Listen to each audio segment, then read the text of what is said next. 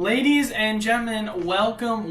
Thank you guys so much for stopping by. If you don't know, my name is Eli with Pokémon USA.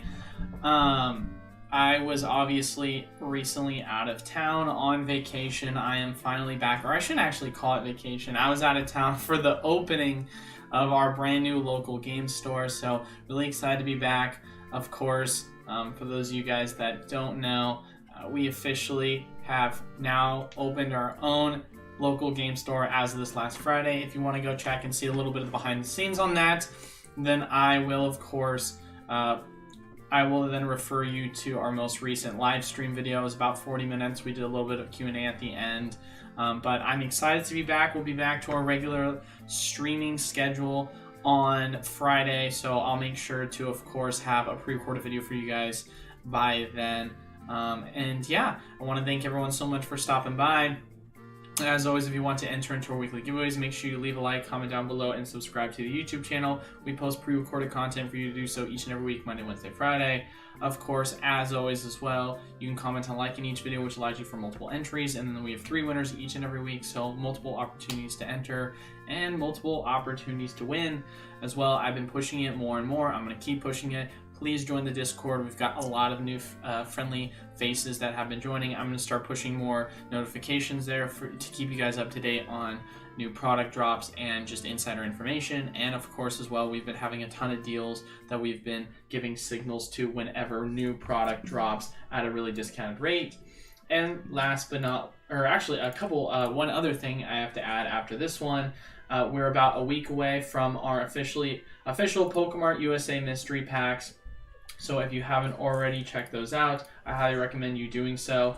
Golds are now 1 in 16 instead of 1 in 25, so you have a really high chance of course, getting yourself a gold pack. And as always, I make sure I weigh the packs in your guys' favor, with that being, of course, Power Keeper's best pack you could possibly get in the set. It will be a heavy. And then lastly, I'm now going to start doing this. If you guys want to buy singles from us, please check us out at e4cards.com. That's where we're going to be officially selling all of our singles. No longer on Pokémon USA. We're going to be selling it on our local game store site. So, a lot to take in, but we are finally here, ladies and gentlemen, so let's get it all started. First and foremost, actually, if you guys can see, my face is a little bit on the brighter side. It looks like I'm kind of sickly, so I'm going to make it a little bit of adjustment. There we go. Face looks a little darker. So let's start talking about some things. So shout-outs first and foremost. Scratch'em, nice to see you. Codex, good to see you there, Mr. John Boy. Anvil, Blackstone, good to see you as well. XDJ, good to see you. Kulishai, JJ, Jason, Pika, John Doe, and Yamamoto. Good to see you all today. So first question, Codex said, gonna ask it early. What are my thoughts on Crown Zenith? So a couple of things, because there's actually a lot to kind of take in here when we're talking about what we're just generally looking at from more or less the product drop releases, and of course a couple of things we know in terms of what's going to be the new Radiance and new like promo cards and other things, etc., right? And so Crown Zenith, we know that the official release date for the first product in the United States is going to be January 20th, 2023, right? And you're of course going to have Elite Trainer boxes, some of the collection boxes. However, look at this, guys. Then we have more product coming in February. Then we have more product coming in March, more product coming in April, and then more product coming in May. That's a lot of product to kind of spread all the way out. And if I'm correct, while all of this is happening, we're also going to be having our first ever set, of course, of the Scarlet and Violet coming out sometime within that time. So it's very interesting to see that they're kind of just blasting us with all this product all at once. So that's first and foremost a very interesting approach, I want to say, just for starters. Then, of course, Crown Zenith, here's what we know so far. It's going to have over 160 cards. Guys, that is a lot of cards. That is a lot of cards to have in a set. So, 160, especially for a specialty set, too. 3 brand new Radiant Pokemon, including Radiant Charizard, Radiant Cherubug, and Radiant Eternatus. another Radiant Charizard, quite interesting they did that. 5 Pokemon VMAXs, 8 Pokemon V-Stars, including Zacian and Zamazenta V-Star, 17 Pokemon V, and then 70 cards with special artwork in the new Galarian Gallery, including Mewtwo V-Star, Darkrai V-Star, and Hisuian Zoroark V-Star. So, because it's a specialty set, of course, these will not be included in booster boxes. So, and then here are some of the products that we can see currently speaking. So my kind of guess is, like, first and foremost, sick shiny. I was really hoping that they were going to eventually do this. So I think that is really cool. But if we're just taking a look at it, obviously right now we're just looking at what we have in terms of the promo cards being revealed. There are some other cards we're still waiting to see. However, this Mewtwo, Zoroark, and of course Samurott. If we go back and take a look, it says 8 Pokemon including Zacian, Zamazenta V-Stars, 5 VMAXs, and then it says for the 70 cards with special artwork in the Galarian Gallery, it's including Mewtwo V-Star, Darkrai V-Star, and Hisuian Zoroark V-Star, right? So here's the question then. It says 8 Pokemon V-Stars, right, including Zacian and Zamazenta. And then it says there's 70 cards with special artwork in the Galarian Gallery. Are these 3 going to count for the V-Stars as well as the Galarian Gallery? I gotta kind of imagine so. I have absolutely no idea, but if so, and you're saying the Zacian and Zamazenta is also including it, then that means we pretty much have ruled out the majority of the cards that are going to be in it. You know, we don't know what the Darkrai V-Star is going to look like. We know what the Mewtwo is. We know what the Zoroark looks like. We know the Hisuian. We know that there's going to be a Leafeon V-Star. We know, of course, Zacian and Zamazenta V-Star are going to be a thing. And then as well, that leaves like 1 or 2 V-Stars. So I'm hoping that's not necessarily true, and we'll see some more, obviously, included within the set. But, you know, that is kind of still up in the air. But I'll start going through and reading some more questions for you guys before I keep going on my rant. Definitely the case in the Pokemon Center one as well. Yeah, I know, I don't blame you. What's up, Anvil? How are we doing today? Hopefully all is well. I wonder if it'll be available under retail at any point, or if the set ends up being a fight, or wonder if it'll follow the Evolving Skies path or just print into Oblivion. I'm going to imagine, Codex, this might sound like a hot take because we're so early on. I'm going to imagine the set is probably going to get to a point where it's under MSRP. And the only reason why I believe that is, in terms of this set overall, don't get me wrong, it looks like a really good set.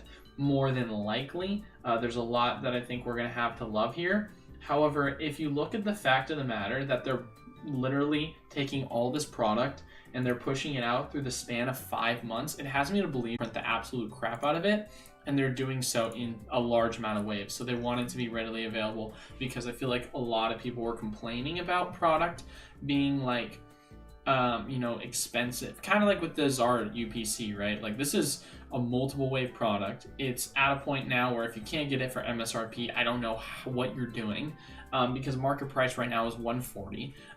So you should be able to I mean, literally, let's go to right now. You can see that the price for the Sword and Shield UPC, it's $140, right? You should be able to get it at MSRP at some point. I don't think you're going to be able to get it below MSRP, because I think market will always hover slightly below for a product like this. But for a product like, you know, a highly reprinted or more than likely reprinted ETB set, I'm going to assume that at some point you're going to get it at below MSRP, or at least have the opportunity to. Could be 100% wrong on that, but that's just kind of what my assumption will be. I feel like people are going to want to open it more compared to other sets. Yeah, I can definitely say that. I feel that way too. Hey, what's up, Coolish Hype? Did everyone see Zenith product release? GameStop is ETBs. Yeah, no, of course. We're talking about that right now, so I'm a little behind. Not a fan of the ETB art, just an interesting set, to be honest. I mean, yeah, I can understand not being a fan. I think the name is pretty sick, though. But yeah, it's kind of interesting. They definitely went with Lucario on the front. I mean, I love Lucario, don't get me wrong, but definitely interesting. Once we get some numbers from Distro, I'm sure we can answer that question better. As of now, it just depends on how much they print. Exactly. Post in Discord photo of the Premier Ball. I had one of the Cosmic Eclipse, Vivid Voltage, and Rebel Clash. So there you have it, ladies and gentlemen. And if I'm correct, how much are those going for now? I need to start getting on my Charizards, man. I don't I'm not doing anything right now with that. I know I keep telling myself I need to do that, but I always forget. So if we go and just take a look at the Pokemon Center, for those of you guys that are unaware, if I'm correct, the Ultra Ball is going for $12. Oh, sorry, Premier Ball. Yeah, so it's going for $12.99, and it does show pictures of older packs, but we've had instances of older packs show up, we've had instances of older packs not show up, but either way, think about it this way, ladies and gentlemen. You're either going to get one that's going to have Ancient Origins and Burning Shadows in it, or you're going to have one that has Cosmic Eclipse in it. End of the day, this is a $20 pack. You make your money off just that. Cosmic is about $11 pack. You're basically making your money's worth off of that as well. So like the opportunity to just continuously buying older packs for dirt cheap is an advantage you need to be able to take. So definitely recommend that. What's up, Pika Pika? Hopefully you're doing well. What's up, John? What's up, gang? Hope today is going well. November 70s and sunny in Michigan. Can't complain. That is crazy for Michigan, really. It's so funny. I left Bend, Oregon about, oh God, I want to say a couple days ago, and started dumping snow the morning that we were supposed to leave for our flight. And I was like, are you kidding me?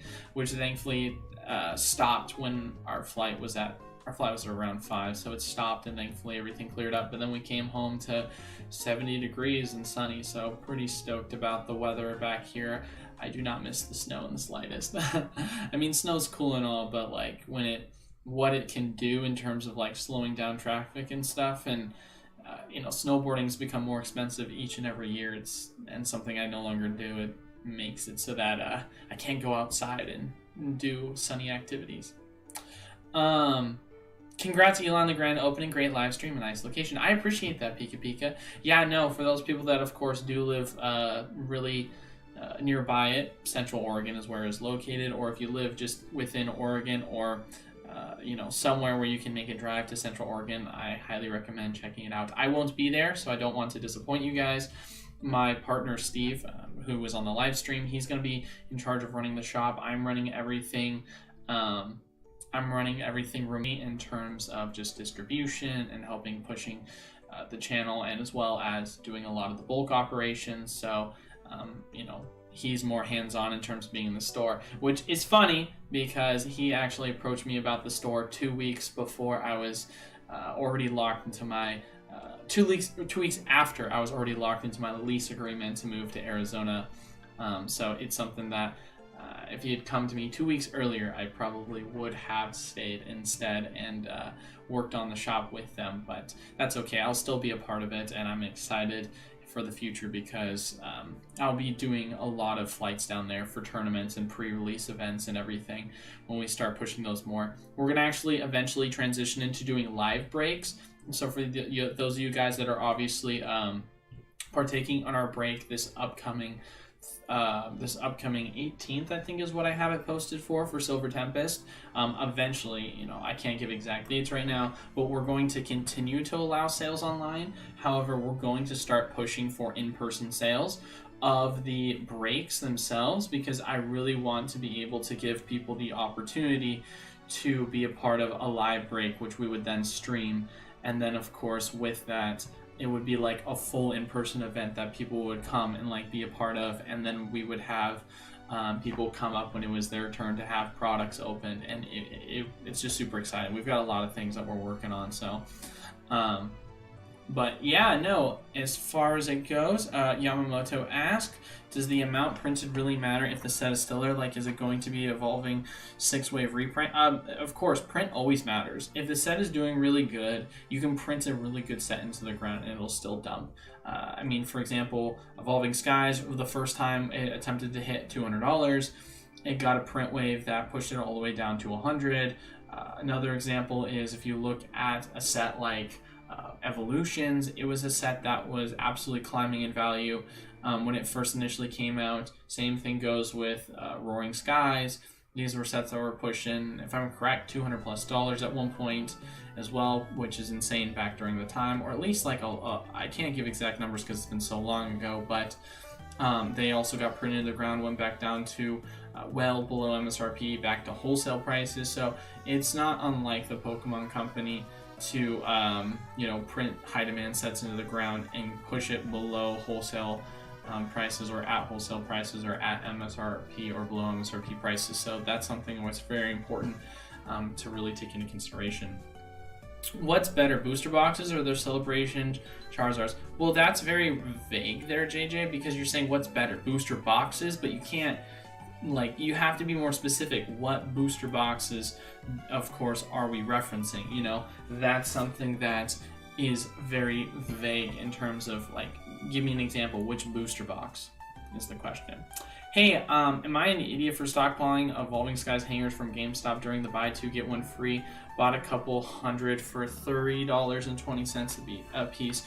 No, you're definitely not an idiot. I mean, it's Evolving Skies. What are the hangers going for right now? $7? Why would you be an idiot for buying something here? Let's take a look, actually. Let's go to Evolving Skies, and let's just take a look and see how it's going right now. Because if I'm correct, the hangers last time I checked were going for $7. So, yeah, they're going for around, cheapest is $6.75. Yeah, so if you're saying you bought them for $3.20, you're buying them for slightly below twice the value of what they're worth right now. So I don't know why you'd be dumb for being able to buy something and then do a flip on it for 100% margin already. So definitely not dumb. Is that Shining Fates reprint you talked about still coming? Did it already come? Hold on, let me check my distro account. I can tell you if it's come or not. Because I remember it was coming on pre-release, and distro told us that we would be notified, but I never got the notification because with the new LGS, it transferred everything over to the LGS email. So I no longer get email notifications when the product itself is, of course, having its official release, unless it's something exciting. Then it will be forwarded to me via the email. But if it's not of real relevance, then I wouldn't be notified about it with the new transferring. So I don't think here I'm just checking distro right now so I can let you guys know if it came or not. So it looks like, based on what I'm seeing, yes, it has been released. Because usually what would happen is I would see it on my distro side of things, and it would be like pre-release available now, and if it doesn't show pre-release available now, then it would show up instead as either sold out, not listed, or available for order. So it's not available for back order at this time. So yeah, I'm gonna presume so, because we had an expected date, and you were able to pre-order it. So like your distro would call me and say, hey, we're shipping it out to the LGS, how many you want? But since I'm not in charge of the LGS, they're not going to let me know that they're shipping it out. They'll only let me know when officially new product is coming for allocation, if that makes sense. So long story short, I'm pretty certain it's already out. Hit that like button. Yes, please make sure to hit that like button, guys. I appreciate the love and support. I honestly don't like the Pokemon they chose with the character rares. What do you mean? For the character rares for which set? Silver Tempest? For Crown Zenith. Okay, so, well, I mean, there's a lot of character rares that they have. So which ones do you not like? I know it's called the Gallery, but it's like, we're going to have a Mew, we're going to have a Turtwig, we're going to have other Pokemon that are going to be a part of other generations. We're going to have a Pikachu, so which in particular you like? Oh, I'm upset about. Scarlet, Violet in English? Yeah, we're going to have a Scarlet and Violet set coming out relatively soon, especially since the game is right around the corner. HPS legit, anything sealed with Evolving Skies will age well, seriously. I would like to have all their hangers. I would like to have ripped all those hangers. They have great pull rates. That's what people have said.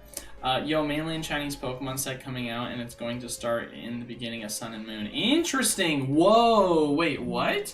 How does that make sense? So they're going to be printing Chinese Sun and Moon product? That's pretty cool.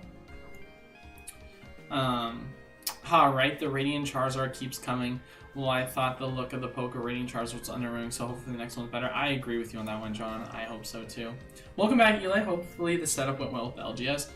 Thank you for that, Dan. The setup went really well. It was a really exciting moment for me in my life, being able to go in and be like, I'm a part of this.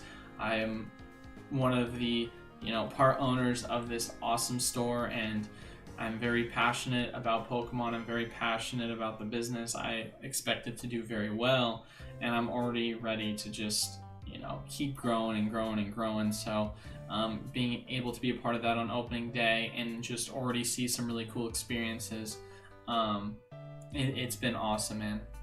Why don't you use ad block? These auto videos are annoying.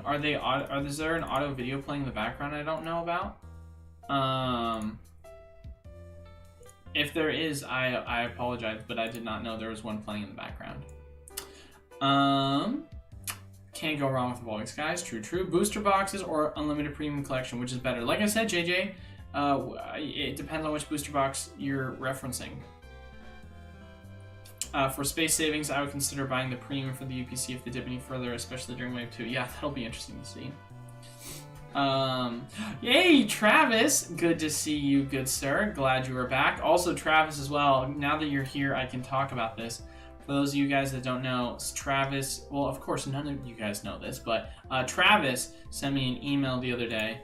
I did read your full email, Travis, and he was basically talking about in his hometown that he felt like the local LGS there is, how do I want to say this? Bad. Very similar experience to kind of the experiences we've had with both LGSs in my hometown of Bend, Oregon, as well as just the Phoenix area. LGSs just really leave a bad taste in a lot of people's mouths, and it's really kind of sad to see. So that sucks, my guy. I'm sorry about that. I figured I would give you a response to it on the live, and honestly, dude, it's definitely something we're going to look into in terms of where we're going to want to expand things, because I wouldn't mind chaining out as long as we can keep the quality of the LGSs high, because that's what we care about, is the customer satisfaction. Hey, JJ, you keep asking the same question on will the Pokemon booster boxes Ultra Premium go lower than regular prices come Black Friday. You keep asking around a similar question. You're going to have to give me more specifics, my guy. Like I said before, don't spam. Give me a second. I'm reading all the questions. I will get to your question. You just got to be more specific so I can know. Ultra Premium prices, it's already at MSRP. Do I think it's going to go below MSRP? Quite possibly, but I doubt it. Booster boxes, don't know what booster boxes you're referencing, so you got to give me specifics. Cool name and non-ETB design with the crown logos. The ETB is the mark. Yeah, cool name, and I do like the logo in the back, so I wish there was a little bit more of correlation to the Pokemon figure. But maybe I don't know much about Lucario, I guess, and he's like the crown Pokemon, but I didn't think he was. Good afternoon, Eli. I'm glad to make the stream. Glad to have you here. Always good to see you, Patrick. TT, my man. Eli, I missed you, man. I missed you too, man. I missed all you guys. I'm glad to see you all are back. So I'm excited to be back to our regular schedule. Lucario ETB looks amazing. How it is like red versus blue Sword and Shield. Well, I'm definitely glad you like it. It's one of those things where I'm indifferent about it. It's not like, oh my god, out of this world amazing, like the Evolving Skies ETB, but it's not like, oh, I hate this ETB kind of thing. I like the gold and the silver. The blue and the red is, of course, celebrating the sword versus the shield, so I totally get that as a reference to the original game. So, yeah, not too shabby. I guess I'm a little curious as to why, once again, they chose Lucario. Digi, that's fine. Answering Digi. If all three promos hit around $60, wishful thinking, I'm sniping them all day. Yeah, I know. They're about $90-ish for all three, roughly. So, yeah, if you can get them for that much, that'll be sick. Especially because I know a lot of you guys are wanting to mass grade and try and get yourself a PSA 10 for them. It's crazy. Silver Tempest isn't out yet, and they already announced the new sets. That's how it always be in Pokemon, man. What did he say about those Premier Balls? So the Premier Balls are what's called the D21 tins. Or Premier Balls, and basically what they are more than likely going to include is at least a, here, we'll go to the site just so that I can give a shout to some people. So, first and foremost, if you guys are listening, I've already made a video about it, breaking it down in depth on the best way to, of course, take advantage of the constantly refreshing Charizard the Charizard special delivery code. So if you haven't already checked that out, I highly recommend you do so, because you're literally missing out on free money if you don't. With that, of course, you know, one of my biggest pickups I told you guys to choose was the Arceus V-Box.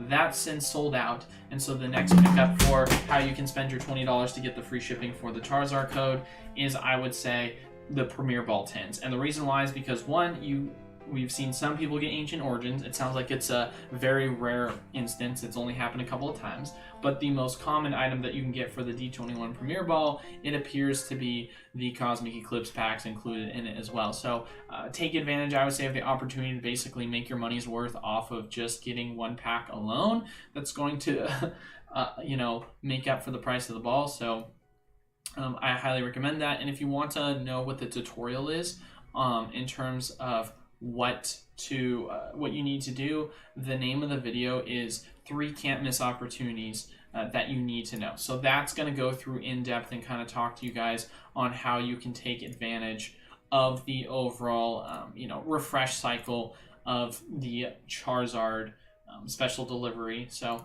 that's what I would definitely say with that. And I mean, like I said before, man, worst case scenario, you get a Cosmic of these balls. Best case scenario, you get an Ancient Origin, so you're making your money's worth off the ball in and of itself, on top of the free Charizard that you're also going to be getting.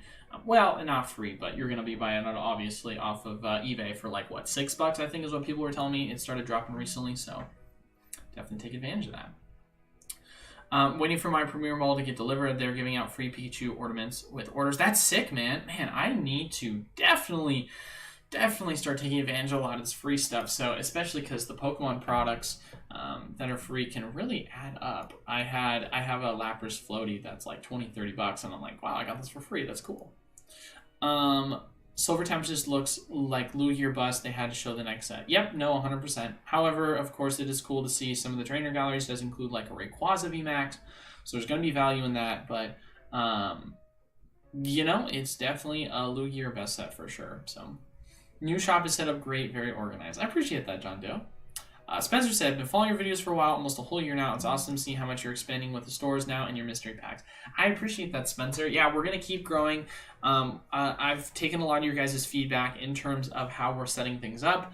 I currently, since moving, have now an echoey room, and I absolutely hate it. The sound quality was a lot crisper not that long ago. We're gonna fix that and try and get the sound quality to be a lot better again. We're going to try and increase the overall just both video quality for when we do our breaks, as well as increasing the quality of how we're going to have the setup. Last time is a little bit more cluttered because I was on a smaller desk. I don't like that. I want everything to look professional. So we're actually going to be getting a new desk and a new setup to where things will hopefully look more neat and organized when we are doing the breaks, so you don't see as much of that clutter. And then as well, we're going to have more of like a screen zoom in for the backdrop, because as you guys can see, you can see some of the backdrop, but it's like you're seeing halfway sideways of it, and we're going to throw some LED lights in the background, kind of zoom in more on my face and that, and we're going to make it to where it kind of pops out and glows, and you guys are going to be able to see what I'm really displaying in the backdrop. So there's a lot of quality control things I want to kind of push, and that's something that I just spend some money, upgrade that so that the general quality overall gets good. And then the next transition after that will be, of course, bringing in a video editor who's going to help kind of bring out the quality of the thumbnails, bring out the quality of the overall just video editing itself, and just kind of going from there. So there's a lot of quality things that we want to kind of grow in terms of the channel, because it's weird to think about, man. Like, my videos get me, I mean, like, best case, I think, you know, my most recent video did really well. I got like 5,000 plus views, and then on like the bad days, it's like around 2,000 or slightly below 2,000. That's like kind of in terms of like high quality doing certain things, right? And so for me, it's kind of cool to think that I can get that many views by, you know, not doing a ton of editing. So to me, it's well worth it, in my opinion, to see what, you know, really pushing the quality will allow us to grow our base even more of people that are following the channel. Also, I want your guys' opinion. One of the things another people were telling me about is, like, with Danny Phantom, you've got Fan Clan, you've got some people that have their, like, you have some people that have their own, like, names for the people that follow them. Let me know, because I've been bouncing it back and forth and thinking if it's a good name or if some people will associate it too politically. Because our name's Pokemon USA, so we're, the whole concept of that was we're the Pokemon store designed in the Pokemon in the USA, so it wasn't designed to be political in any way. It's just how it happened. And so what I was thinking is, what if I named like my followers Poke Patriots, just because it would stay kind of on theme with people that follow the channel, and Pokemon USA being Patriots. Kind of just wanted your guys' opinion, if you think that's good or not. If you don't like that, let me know, but I like the ring to it, so I just want to get your guys' thoughts on it. Where can I buy the Premier Ball? Pokemon Center website. Eli will be flying in for signing events only. Yeah, I will definitely be flying in for signing events at some point. That will be sick. I'd love to get to that point. Do booster boxes and Ultimate Premium... JJ, come on, man. Stop spamming. I'm sorry, my guy. Quick guess. Will it be more likely a Hidden Fates or Shining Fates long term? That's a good question. Obviously, when we see more reveal, we'll know more details on that. But, I mean, Shining Fates was pretty underwhelming, I would say. So I would presume it's probably going to do better than that. EIE, everybody, love everyone. Seriously. Premier Balls have what packs? Yeah, no, of course. Thanks for answering my question, by the way. My dude, it has just made me nervous investing so much, and I was second-guessing my decision. You're all good, my guy. I get it. We all want to confirm our biases on what we'd like to invest in. I get it. LCS, I check online randomly, put Marnie Premium Collections and Evolving Skies 3 packs on pre-order. What do you think about that? Local card shop, I check online randomly. Well, it depends on what the prices are for that. I mean, they're good product, but what's the price? Next time I visit Arizona, I will check out your store. Like I said, Bob, it's not in Arizona, it's in Oregon. I live in Arizona. I do everything remote, but my partner, who's located in Oregon, back in my hometown, is running it. I just got locked into a lease, and so I was already moving, and it was too late for me to back out at that point. When are you expecting to get your next allocation for Brilliant Star Evolving Skies boosters? I imagine that'll be coming before Christmas. No clue on that, John Doe. Really comes down to, of course, when the expected reprints are. But as always, I will keep you guys, of course, up to date on that, because that's just something that I've always done, and keeping you guys ahead in terms of the insider information. So I would definitely say that we're hoping sometime, yes, end of year, but we haven't heard any sort of insider information yet confirming whether it's coming or not. Any idea when you're shipping the Zard UPCs? Bought a case from you, haven't heard anything. Thanks, man. All of them are shipped out. I shipped them all out about a week ago, so I'll make this for those of you guys that are active right now, because I've had a couple of people send me emails also like, where's the tracking? So when we took the orders for the UPC, that was on our old web domain, which was hooked up to our shipping hub. For those of you guys that have been following the channel for a while, you know that we had a new user interface overhaul on a new web domain site. With that, with the new UI domain, it completely wiped all of the tracking database within the shipping database. It completely wiped all the tracking within the shipping database, and so I had to manually enter all of your guys' shipments from the old site to the new site, and with that, it didn't allow me to add automated tracking because it required me to input all your guys' email, and I didn't have that information at the time. I just inputted all of your guys' shipping information, and so for that reason, most people did not receive tracking. I've had a couple of people either Discord message me or email me, and then I'm just like, yeah, I'll just shoot it over to you. So if you want to, I would recommend Discording me, and I can try and either just directly say, hey, this is what the update status is of your product, or if you want me to give you your tracking number, then I can. But I would say that for most people, it should have actually arrived to them by now. Actually, you know what? While we're here, I can just go on and I can just tell you guys if there are any that haven't been delivered yet. I won't, leak anyone's information, but for some of you guys that are here, we can go over and take a look and see if the majority of them have delivered yet. So what I'm seeing right now is it's telling me that more than half are delivered, and it looks like only a couple of them have not been, and they're expected to arrive tomorrow. So this is what I'll say. If you haven't received your product by tomorrow, message me. Or just message me if you want the tracking. I can always send that still too. Thanks for the reply at Pokemon. I don't know anything about Pokemon from the last 20 years. I was into it back when I need to understand more, unless I'm rolling back when there were just 161. I totally get that, JJ. I mean, the thing you just have to understand with Pokemon is, first and foremost, stick to the basics of knowing this. Historically speaking, long-term, Elite Trainer boxes do better than booster boxes. However, short-term booster boxes do better than ETBs. This really just comes down to the print supply compared to both. Booster boxes get printed much more than ETBs. Booster boxes as well, which is quite interesting.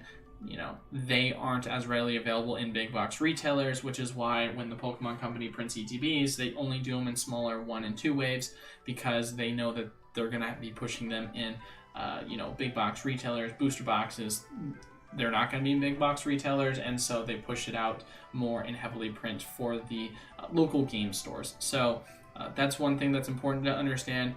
2, look at the popular characters historically over time. Follow the popular characters. Those are the ones that historically have always done well time and time again. Champion's Path, Vivid Voltage, Evolving Skies. All these sets have historically done extremely well. Sure, some of them look performing worse than others, but that's because of reprints and some over the other. But at the end of the day, following strong characters is extremely important. Next thing as well is understand what MSRP is, understand what market price is, and understand what wholesale is. Wholesale is $86, MSRP $144. Market price is whatever the price is that you can buy it for at the cheapest. Make sure that, of course, you know what the demand is for the set and when's a good time to buy it. If you, for example, have a set like, let's say, Battle Styles, right? Battle Styles is a pretty low demand set.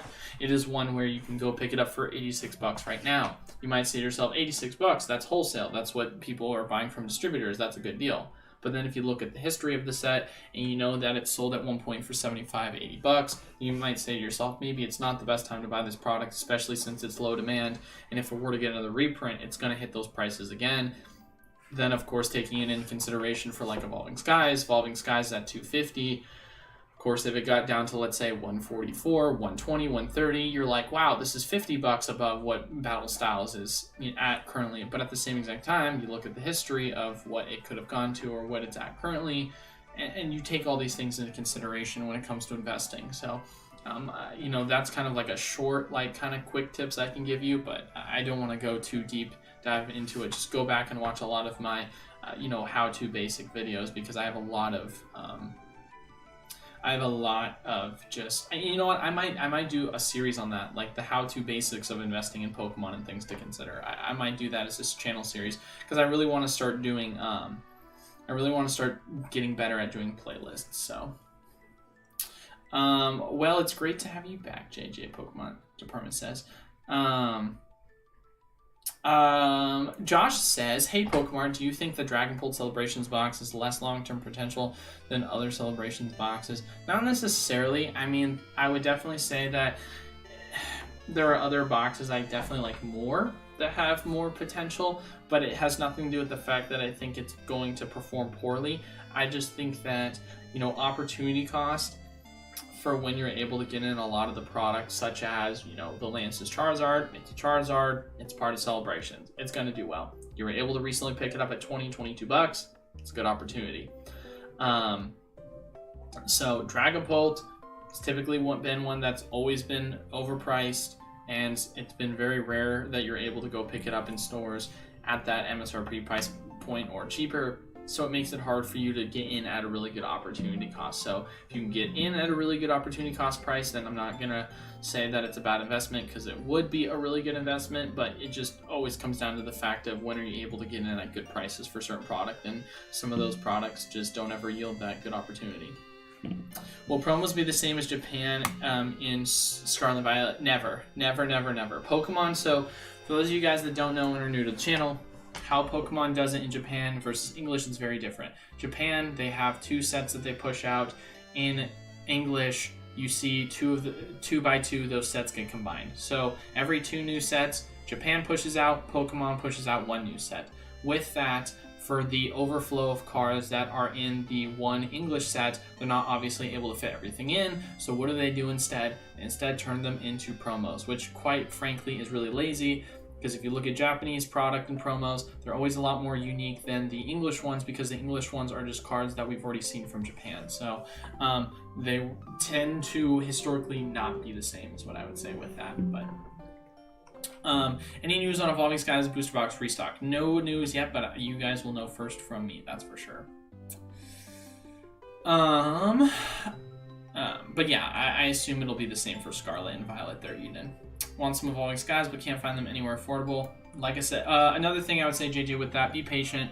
Reprints happen all the time, so just wait for those reprint opportunities. I talk about it a lot in my videos when reprints happen. I always don't shut up about the opportunities, so just be patient and wait for those good reprint opportunities. Not a fan of all the cards they have listed. Even Sleeping Mew, wow, that's upsetting. I don't know, they're trying something new and the arts feel really suffocated, like there's too much going on. I mean, I guess I can kind of see that, but I mean, let's wait till we see the full reveal before I guess I give my full kind of thoughts on it. But I think I like it so far, but I don't know. I guess it comes down to personal opinion, of course, always. Exactly, John Doe. John Doe's hit it on the head with that one. Celebration chests have been the best price per celebration pack ratio product. 1000% agree with you on that one, John. Which is why when I gave my like top products to invest in, like going into 2022, one of them was the it was the lunch tin, because I felt like the chest itself was amazing and extremely undervalued for how many packs you got in from celebrations. Chain to Iowa, I'll run this side of things. I mean, that'd be cool. Definitely something to look into the future. That'd be sick.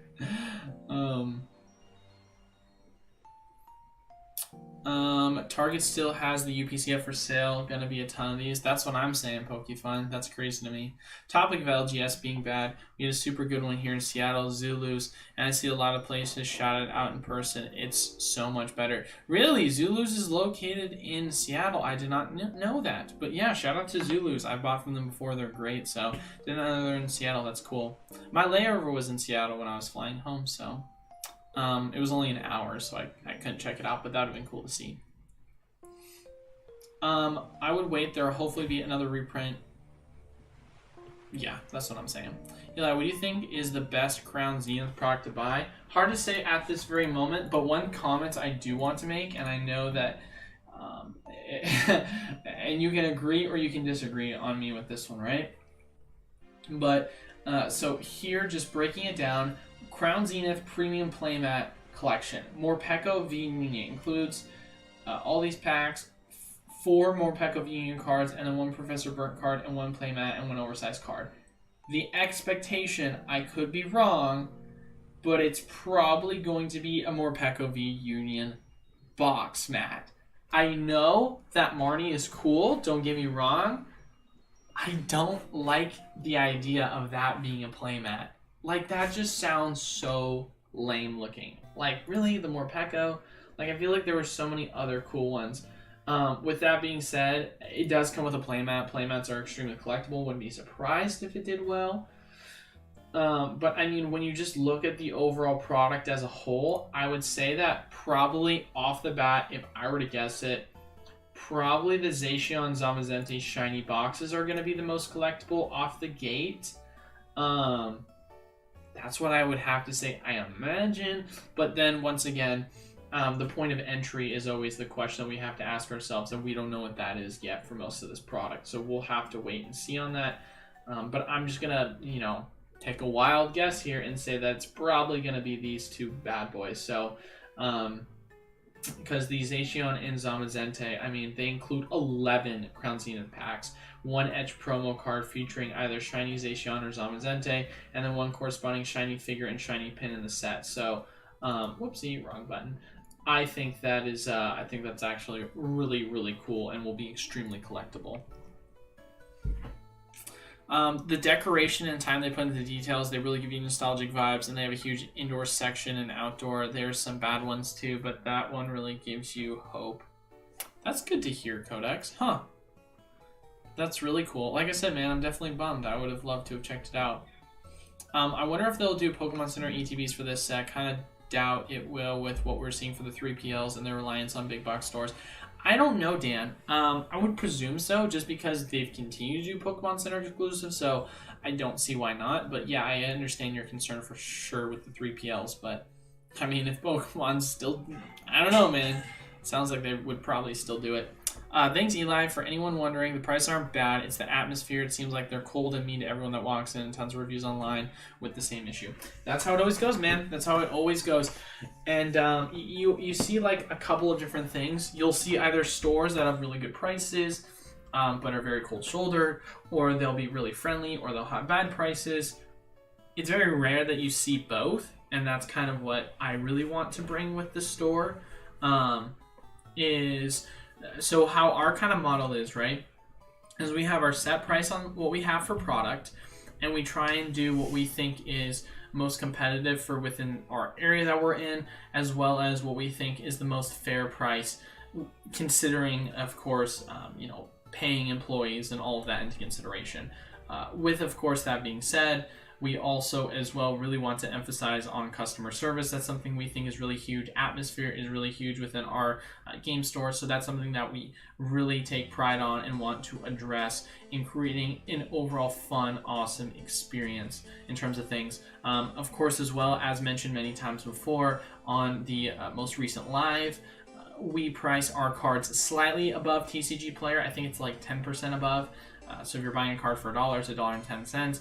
The reason why we do this is because although we do sell the cards online because they're easier to ship, for those people that of course buy in store, that's kind of who we're pricing based off of, and you can't really disconnect the two from in-store or online, or it gets kind of messy with our just software system. And we're basically saying, hey, sure, you can go buy that card right now online for TCG Player for 10% less, but right now you can go and you can see this card and say, hey, I'm going to pick this card up. Is this card going to get a PSA 10 if I grade it? Cool, it is. You have that premium within our store to be able to go in and determine whether this card is going to be a 10 or not, or you can go buy a card off a TCG Player, which has a chance that you're saying to yourself could potentially end up getting a 9, or the person that ended up selling it sold it for the reason of, hey, I don't think this is going to be a 10, might as well sell it on TCG Player where I can get max value, and then the person that ends up buying it is bummed out because they couldn't see what the quality condition is. And yes, it is near mint based on the description of what TCG Player has stated in terms of what they expect for when you ship cards. So that's kind of why we're doing it the way we're doing it, and I think that's more than fair because that's been a huge concern. A lot of people have really addressed with us. So yeah, that's just kind of the way in which we like to structure it. We've had some really cool experiences too as well, because we're the only shop in town that does do trade-ins for cards for product. Of course, there is, a premium that comes with that if you just take cash versus in-store credit. But with that, we had a girl come in, trade one of her alt art cards for a Lost Origin booster box, and she came in with her family, and with that, they all were opening and sitting down together. They were sitting down in the store because they were like, can we open it in front of all you guys in the store? We really want to just kind of sit down and do that. And we're like, yeah, of course. Here, let's go get you some sleeves. Let's go get you some protective stuff. It's on us. We want you guys to have a fun experience. We got some play mats, put them out for the kids to have with their parents. They all had an amazing, really fun experience, got some really cool pulls. And then afterwards, of course, we made sure that their cards were secure, letting them know to take care of them. And then they wanted to take a family picture, and they did so in front of our mural in the store. So it's things like that where you're making memories and you're making family experiences is kind of what I really want to push, and really why we're super, super passionate and focused about the area that we're in. And we really hate to see that a lot of LGSs are not like that, and we really want to be able to expand into doing stuff like that in other areas. Not all LGSs are bad. Some good ones on the East Coast. You have distro, no need to charge market. You already get a discount. Yeah, no, I mean, like I said before, I'm not saying all LGSs are bad. Don't get me wrong. But I am saying there is a stigma around LGSs, and I can tell you from visiting all of the ones I've seen in Arizona, from visiting all the ones that I have seen in Oregon, you know, I've seen some good ones, don't get me wrong, but it's like 90% are bad, and then there's 10% diamond in the rough from what I've seen, and it's really just annoying. Like you go into a lot of these stores, and like I just give an example, you know, it's kind of tough. Danny Phantom released a video about Silver Tempest being short printed, but does it matter if it's eligible for reprint 3 years? So here's the deal, Digi. I know he made that video, and I know why he made that video. I thought I got my allocations cut for Silver Tempest, and I was really confused. Come to find out that they're going to have a second wave that makes up for the first wave, and it's going to be like a couple weeks after wave 1. So it's weird how they're kind of breaking it up like they did before. It has me to believe that they've been really just prepping for big reprints, whether that be for Crown Zenith or whether it be for some other booster box products we're going to hear about. But them staggering it out like that is quite curious, and I would imagine that it could potentially entail short prints, but we don't know the details of that yet, of course. We just know what we know from allocation numbers at the moment. How about Poke Nation or Poke Patriots is good too. Poke Nation, what's up, Poke Nation? But isn't someone else already using Poke Nation? That's kind of what I gotta wonder. Just got Charizard codes from eBay. You're my go-to source for Poke News. Thank you, Eli. I appreciate you on that, Bob Bravo. Glad that you were able to take advantage of that. Just picked up 7 booster boxes of Japanese booster boxes. Wait, what? Just picked up 7 boxes of Japanese booster boxes. There we go. I got a feeling that Japanese market is about to explode. I know, dude. I mean, Japanese market, first and foremost, SDC. First and foremost, good to see you, SDC. It has been a while, my guy. You always would comment on the video saying SDC here, so it's always good to see you back, my guy. So solo raid incoming with SDC. Man, it's been a while, my guy. Hopefully all is well with you. So Japanese has already been exploding, but I mean, God, it doesn't look like it's slowing down. So that's something I would love to be able to carry in the store. So we're looking into seeing if we can get distro for Japanese product. That would be sick.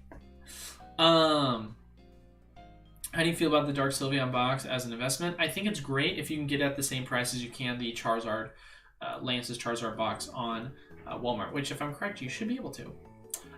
Japanese market investment is here from EV Heroes to now. Seriously, dude. I don't know if my Zard a delivery box with 2 Pokeballs unless they put it under a flap. I don't know if I want my special delivery Zard.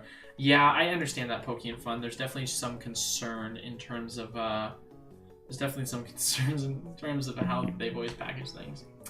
I know this. Pokemon, we can agree that Arcana Mickey for $1,000 is crazy. Right? I got a Cosmic in the Premier Vault. Love to see that. Never got a special delivery Zard code, sadly. Congrats to those who get them. Well, you can always go buy that thin line on eBay for like $6. So highly recommend taking advantage of that. For only $6, and the freaking card itself is going for like $45. Go make yourself some free money. You're all good, Mr. Boondock.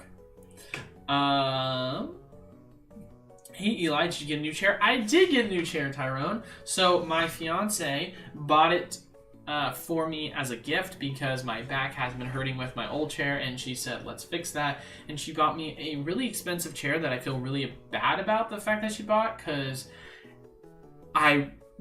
this is ridiculous how expensive this chair was, but it's really comfortable. It's a Harry Potter chair. I'm a huge fan of Harry Potter, for those of you guys that didn't know. So I think it's really cool. It's awesome. It's a lot better on my back. So shout out to Secret Labs, I guess. But not a sponsor. But yeah, no, I got a new chair and I love it. Are those packs live? What do you mean? What packs live? Are you talking about the break packs that we're doing? Let's go, Poke Patriots. Lord Ball, so you love it? I like that. I like that, Ben.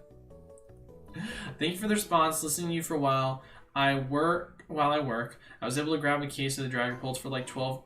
Where are you buying it for that price, Josh? I would love to hear that, my guy, because that's an amazing price to get it at. So please let us know if you've got anything to disclose so we can share that knowledge. Poke Patriot insisted is a quintessential Poke art. Poke Patrons. So Poke Patrons, Poke Patriots or Pokey. What was the other one again? There's another one I missed, but I mean, we should do a poll and see what people's thoughts are. I bought an SDC code, dipped to 550 yesterday, but since it raised 750 cheap currently instead of tracking the SDC code. Yeah, no, I mean, it's just a volatile market. I mean, like we talked about before, John, prices, I assume, are within the next month or two probably going to fluctuate closer to the downside when they expire at some point. Sup, bro? Join the Discord, holler, which is great. First time catching live. Well, glad to see you a part of the Discord there, Tyler. Hopefully you enjoy yourself as a part of the conversation, whether it be the general, the Q&A, or the, of course, many of the other channels that we have in there. And I'm glad that you made it, man. Mudrock, hey, at Pokemon USA, congrats and good luck on the LGS. Love the frequent quality content. What was that weird noise? Sorry, I heard a weird ringing noise. I appreciate that. Thank you so much, Mudrock. Well, I appreciate you, of course, being along for the journey. Is there a way to redeem the SDC code now when the free ornament gift can't be removed? No, you have to do the ornament and then you would have to do the code. You can't do both at the same time.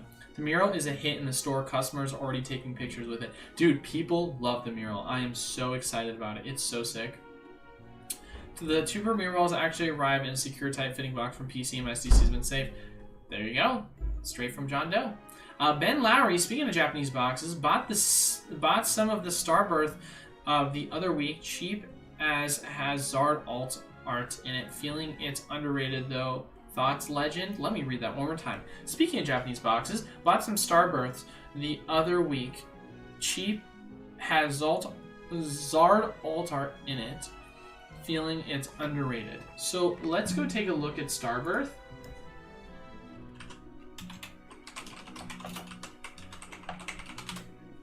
So Pokemon Starbirth, you're basically saying in your mind, well, I guess the question is, because we can do a deep dive and see what the prices are for it, but what's the market price for the booster box right now for Starbirth? Like, what's the cheapest you can find it for? Because I'd be curious to see if it really is that cheap. I mean, because obviously each set is completely different, but I would love to see what the altar rate for that set is without doing a deep dive into it. Love to see what the market price currently is, and just take a lot of these things into account. Obviously, we know booster box is going to include 30 packs, which is 6 less than standard in English. Prices, if I'm correct, closer to wholesale is around that like $30 price point for box. So if you can get it around that, that's nice. I forgot what the true MSRP is in Japan. I think it is around that currently speaking. So, but yeah, I would be interested to see what's the pull rates on it. It could totally be underpriced depending upon what the pull rates are and what the current market is. Has she always been your fiance, or is this recent? This is recent. So I proposed on August 15th, if I'm correct. So I proposed on a Thursday. I do remember that. So I proposed on August the... Did I propose on a Thursday? The 11th? That doesn't seem right. When did we leave? We left on Friday. Maybe I did propose on the 13th. Or was it Wednesday? Gosh dang it, Eli. Oh, wait, no. We left on the 20th. I proposed on the 18th. Sorry, I proposed on August the 18th. Gosh dang it. Be better about it, Eli, already. But yeah, no, about a couple months ago, so fairly recent, I would say. Definitely exciting. You should never feel bad for shelling out for a product that will make your daily life much better. A good chair makes a huge difference. That's a good point, Norwal. That is a great point. And I feel like that's... I know, but like when I say a lot of money, like I'll just say it. This was $600. That's a lot for a chair. Like I would think that $200 to $300 is a lot. But $600, that's a lot. Juanka says, got the Charizard UPC for retail. Love to see it, baby. Do Do you think the amount of investors that have entered the space will change the performance of modern product? Yes, big time. Performance of modern product is going to be a lot more volatile, and it's going to see a lot of product, I would say, be more explosive to the upside in future bull markets. Will Zard UPC do better than Silver Tempest Booster Box short to midterm? Ooh, that's a good question, Patrick. I think that's really going to come down to one thing, and that's going to be what's the response for Silver Tempest when it first comes out with the pull rates. Zard UPC box has already come out. We already know people like it, and we already know right now you can get it at MSRP for the most part. I mean, yeah, you can get it for MSRP just about everywhere. With that being said, Silver Tempest, we have a couple of questions we still have remaining, but once we have those questions resolved, then we can kind of answer. I think the pull rates really are going to be a make or break for the set, because we all know it's going to be more or less, you know, a set that, sure, it has a pretty decent trainer gallery, but in terms of main slot, it truly is boom or bust Lugia. But, as we've mentioned many times before, with strong characters, that doesn't really matter because those sets will still do extremely well long term. Question is, how will they do short term? So, and that was the question you obviously asked, short to medium term. So really gonna wait for the pull rates, and then I can give you a more you know, firm answer on what that's gonna be. Pokemon FYI, you can see the SDC in tournament at the same time. The 28th PC went down and fixed the problem. I just got shout out to Mudrock for clarifying that information. Thank you for informing me.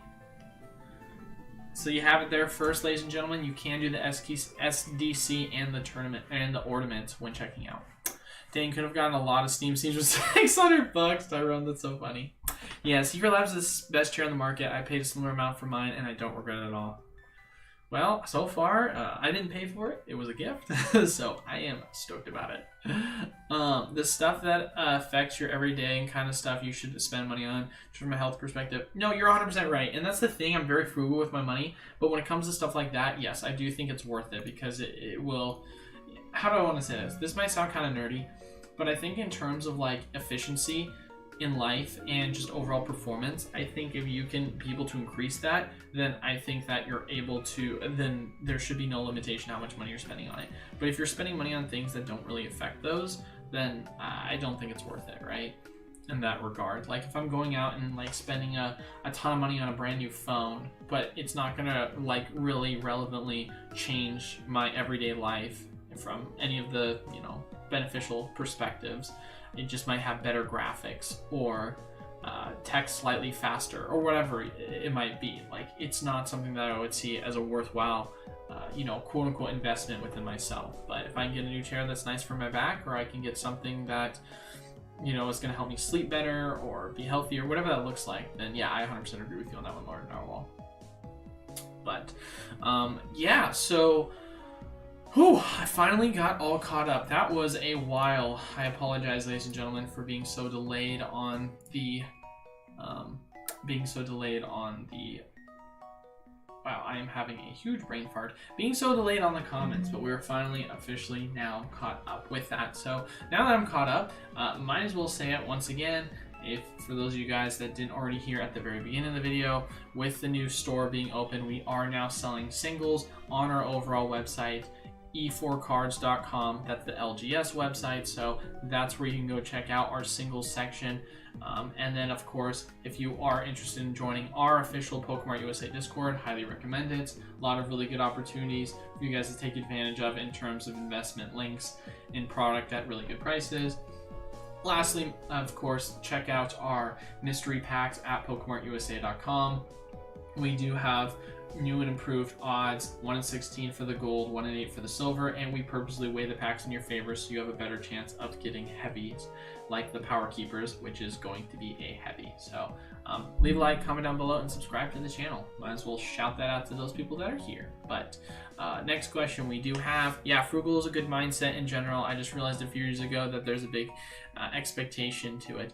Oh yeah, big time. So I have a lot of friends that I feel like they're not the investor types, but also, you know, just to kind of give those of you that don't already know this about me, but my kind of background is I kind of grew up around a lot of people that were good at investing, a lot of people that are in the finance world. My parents grew up, or I grew up around my parents who my dad was a part of VP Client Sales as a big marketing firm. He ended up leaving to start his own business with my mom, Salesfish Brand Marketing and Sales. And with that, I had a lot of influence around me in terms of business and understanding how to be smart with my money. And with that, it really affected my frugality in terms of how to be smart with money, how to spend money. But it's interesting to see because I have a lot of friends and just, people around me, I would say, that it's kind of weird to see how some people are so afraid of money and how bad a lot of people are with money.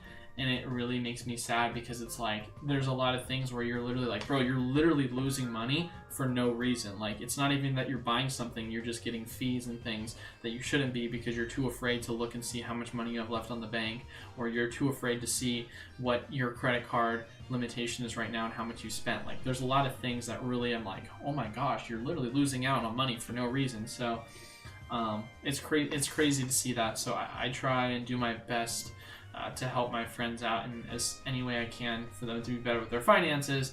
And then, of course, in terms of investment opportunities, that's kind of what my predominant thing on the channel is right now, that I really like to, help spread awareness up for you guys, because I think money management is something I'm very passionate about, and helping people find really good opportunities to become financially independent is something that I really love to see. So what kind of phone you got, Tyrone Smith?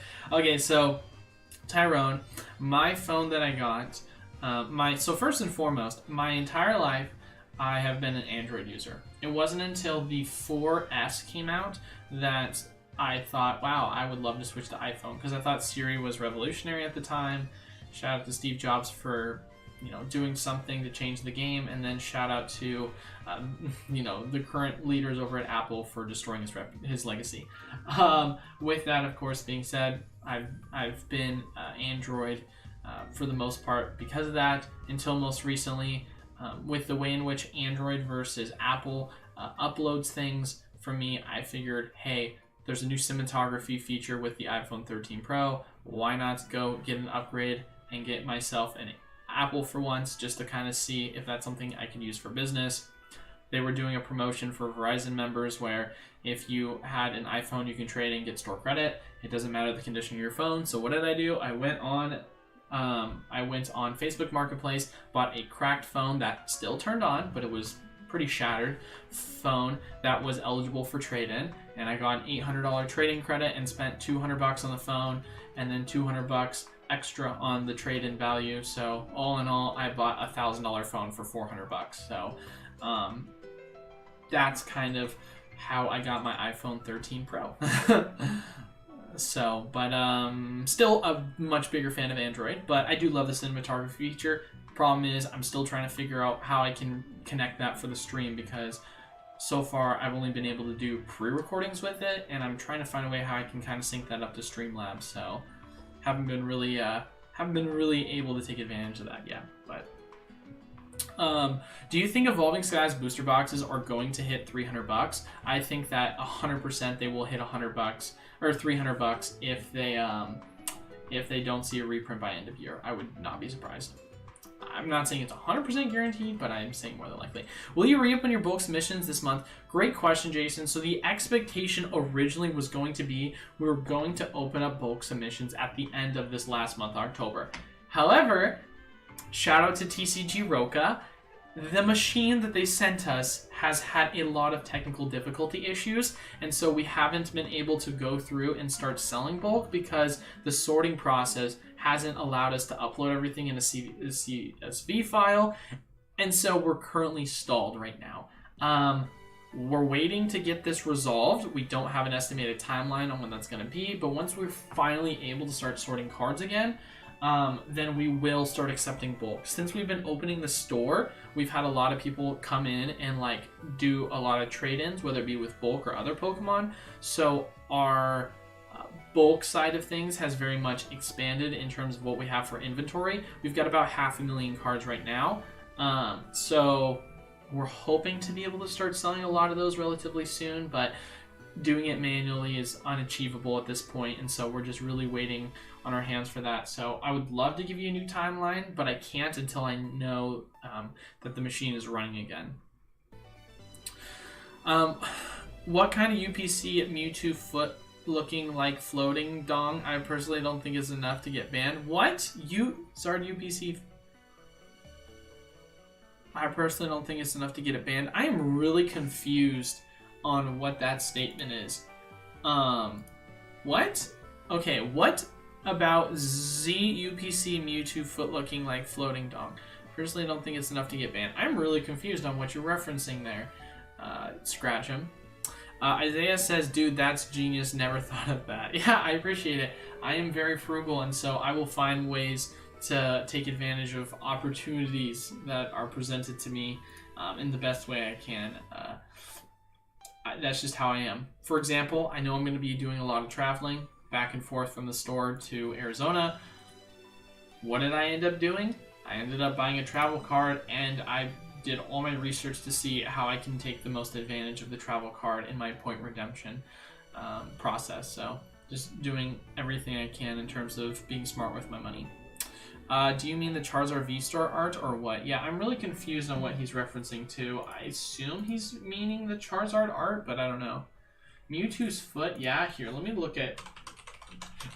I think I know what you're saying.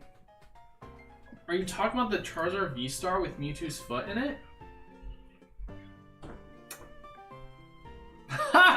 That's actually so funny. Wow, I didn't really think about that. So guys, please beware. What does this foot look like to you? That's actually kind of funny. I was really confused about what you were saying, and now I get it.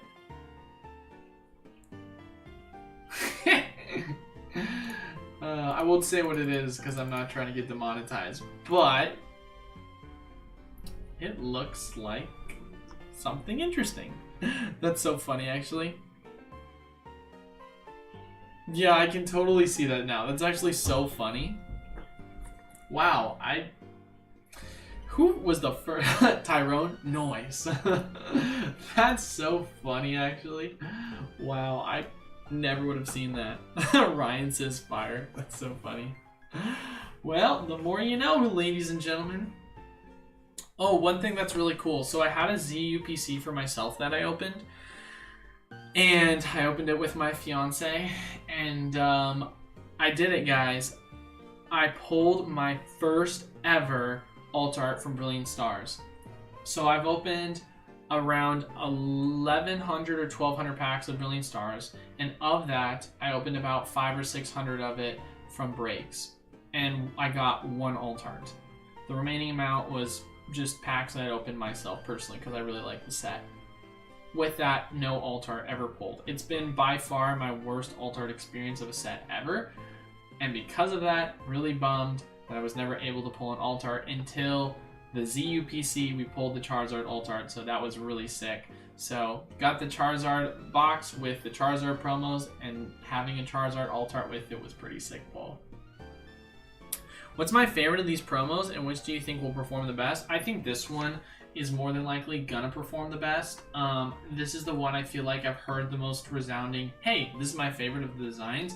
People like the kind of, like, the background itself is very vibrant in its coloring, and a lot of people really like this kind of sketch design to it.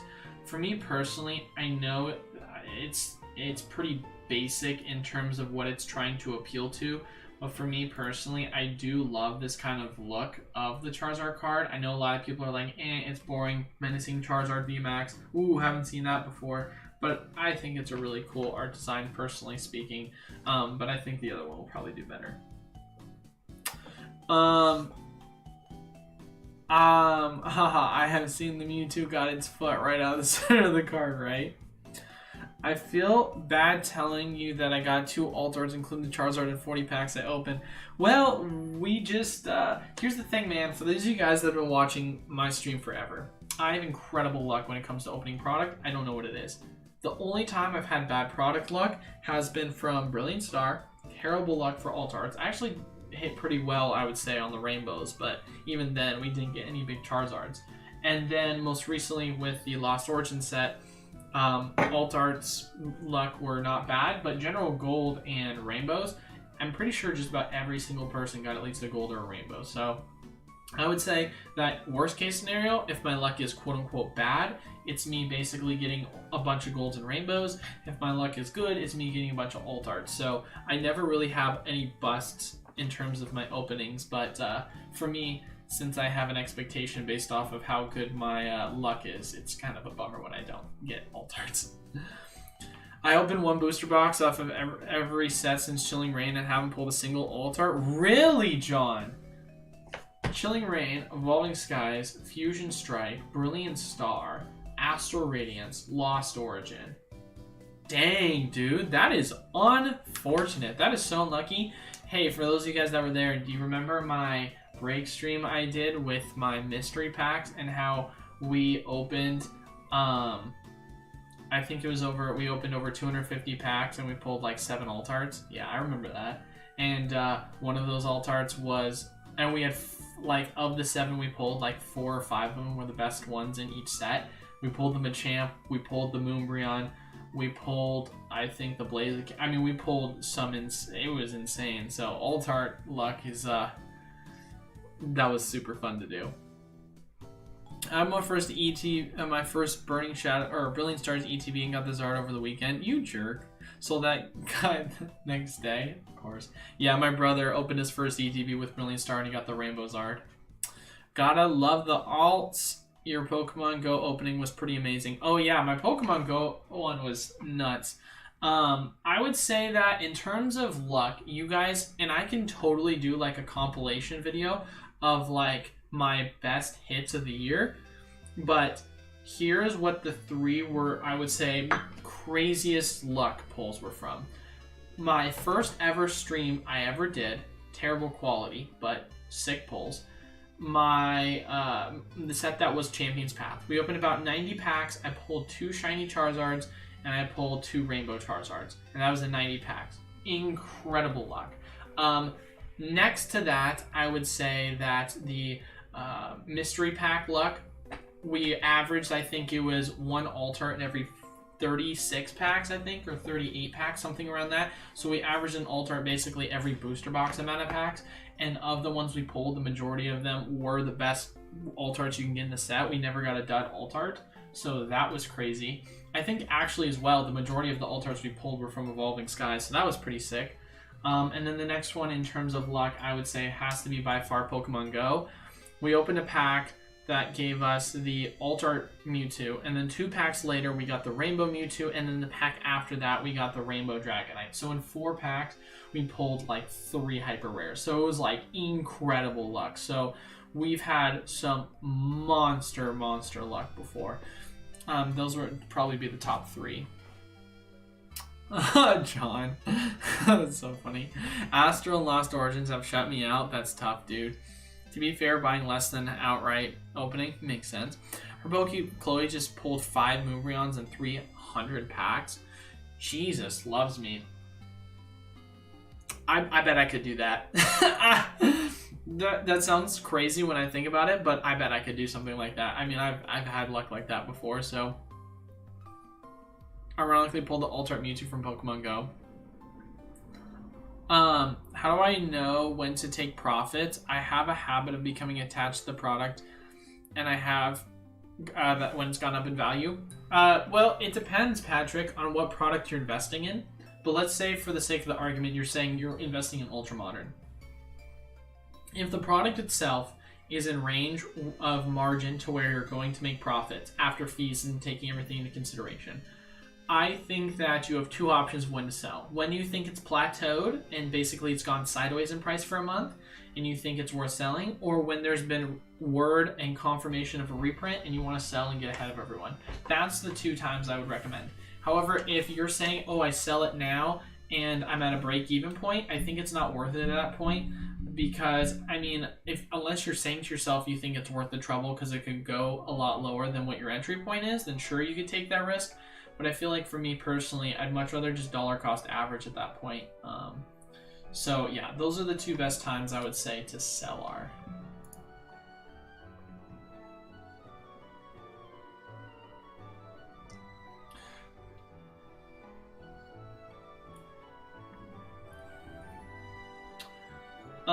I just got a notification from the Discord. Sorry about that, I got sidetracked. But yeah, that's the best time on when you can take profits. But 300 packs, 5 Moonbreons. Dang, I want to do an Evolving Skies break soon. I know I talked to you guys about doing one in the future and stuff, and, you know, sadly, right now it's kind of on hold because I just have been so preoccupied with other things. But I promise you, we will get one of those breaks relatively soon in the future here. I do promise that. But one other thing, I know this is not the most exciting news, but I thought it'd be still cool to have a conversation about. It does look like we're going to more than likely have some new, we're going to have some new news and update to the new TCG Live expected to go globally next month. That's exciting. Would you ever do a P.O. box? Like, P.O. box in terms of, like, people sending me stuff? Yeah, oh, of course, I would love to do a P.O. box. I mean, I've had people send stuff to me in my own personal mail before. I mean, here's the deal, guys. Like, when it comes to where I ship my product, I ship it out of my house. Like, I use my own house address, and I probably shouldn't say that because people are gonna dox me. But it's like it's pretty transparent. It's a residential address, right? And you guys have the return address. I don't, you know, sure I've got the local game store, but that's in a different state, so I'm gonna ship it out of there. So it's like I'm not necessarily too concerned. It's only when I start getting bigger would I be like, all right, gotta get a P.O. box, start paying for that. But it's like, unless I have frequent people coming in and like sending me stuff, then, you know, I'm okay with it being my personal residential, you know? But yeah, especially now, since the majority of the product that I'm going to be selling on the site is going to be breaks and specialty product, that's kind of something where I'm, you know, not too worried about it at the moment. But yeah, no, I think it's really cool that we're going to get the TCG Live. I know some people that, you know, aren't the fan of the TCG game will not really care, but I think it's going to be cool. Gosh dang it, I love how I just have this campaign ads just freaking right slap dab in the middle. Do you think Jelly Rainbow will get a reprint? Yeah, I do, right, Orion. It's funny to see, too, because I get, I wouldn't say I get a lot of flack. I love how I always say I get a lot of flack, but in reality, I'm just skimming through comments and I see one person make a comment about it. But, like, I've had some comments I've seen where people are like, there's no way X is ever going to get a reprint, right? And then I gotta wonder, like, why? The set's in rotation for another 2 years. Why do you think? I would love to hear your compelling argument to why you think it's not going to get a reprint. Is it your biases thinking that? Do you have rational backing to say that it's not going to get a reprint? But Chilling Reign's going to be in rotation in competitive format for at least another year. Who's to say that there's not going to be a set that's going to come out that's going to make some of the cards in it competitively, you know, relevant or viable? I mean, we've seen Water Bucket become more prevalent. Obviously, you know, the Shadow Rider Calyrex is still a relevant deck with the, you know, Crystal Ball. It's like you've got cards that are still competitively viable in it, and if the price of the product continues to go up, Pokemon's going to reprint it at some point because they still like it, you know, to be at an affordable price for a lot of people that compete in the competitive game. And that's just kind of how it is. So it still has an opportunity for that to happen, so wouldn't surprise me. How do you feel about Chilling Reign? I don't hear much about it, at least nearly as much as the other sets, but I think it's a nice art. I think it's a very interesting set, to say the least. Do I think it's an underrated set? I don't know. Because when I go and I take a look at a set like Chilling Reign, my natural instinct is to immediately say, yes, totally, underrated set, of course. But then when I go and I look at the set, right, and I say to myself, why is it that people don't like this set as much as others, right? Moltres v Altart. Design gorgeous, right? Shiny Snorlax. Kind of hard to see that's shiny, but it is. Desirable card. Blaziken VMAX alternate art. Awesome, right? I think of these three cards and I say, wouldn't these cards carry the set more, right? And what makes it hard for me... Oh, wow. Look at this Zeraora. What the heck is going on? Someone explain to me why. If one of your other Rapid Strike Pokemon used an attack during your last turn, this attack... I mean, I guess Is this becoming more viable? Is there something I'm missing here? That's crazy. Sorry, I got off track though. But with that being said, I think the reason why the set itself has recently not gotten as much love as it should is people are uninterested in Galar Pokemon, and this is a predominantly Galar Pokemon set. Sure, you say, well, the Moltres Articuno, it's a Moltres. That's not a Galar Pokemon, but it is a Galar version, and so that I feel like takes away from it. In terms of the main hit cards, I mean, I wouldn't consider Blissey a main hit card, but in terms of the main hit cards, you've got Blaziken, you've got Snorlax, are the only two that are not a Galar Pokemon. And I feel like that's why it's a set that has not done extremely well for those reasons. However, with that being said, I think it is a set that could, however, do really well long-term in the future. And that's just because of the fact that the #1 most purchased era of Pokemon product in terms of like the video game was Sword and Shield era, you know, Sword and Shield. So I think you're going to have a lot of kids and a lot of collectors that are going to grow up in the future wanting to collect this stuff. And this is going to be one of their favorite sets long-term. So I would say in the short term, it's valued appropriately. But I would say in the long term, yes, it's definitely a set that I think will do really well when it starts to realize its actual value. Love the updates on the site design, by the way. I appreciate that. We adore Chilling Rain around here, Travis says. Top 5 all time. The top cards in Chilling Rain are really nice. Yeah, no, I love the design. And that's the thing, man, is I will give you my personal opinion on, hey, do I like this set a lot? Oh yeah, love this set. I think this is a sick set, right? But I'm giving you my perspective and then also taking the emotion out of it and giving you the perspective of why the general population thinks the way they do about a certain set, because that's what we have to do as investors.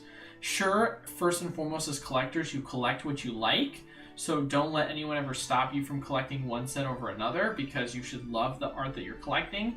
However, with that being said, from an investing perspective, you have to take it from a different approach.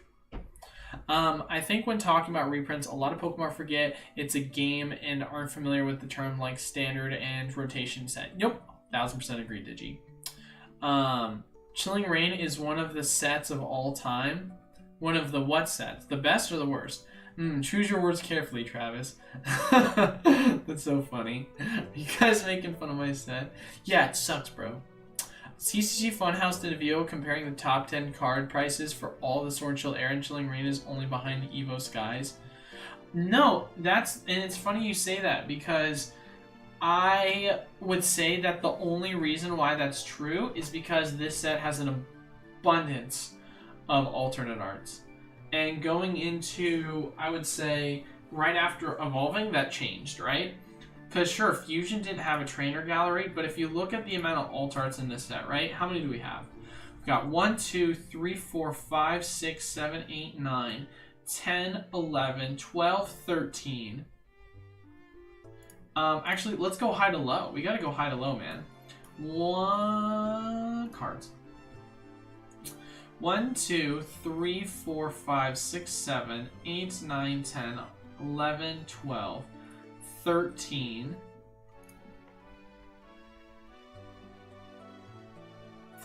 So we've got 13 alt arts in this set, if I'm correct. 1, 2, 3, 4, 5, 6, 7, 8, 9, 10, 11, 12, 13. Yep, 13 alt arts in this set, right?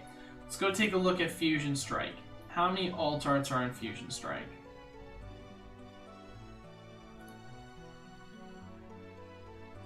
Fusion Strike. 1, 2, 3, 4, 5, 6, 7, 8.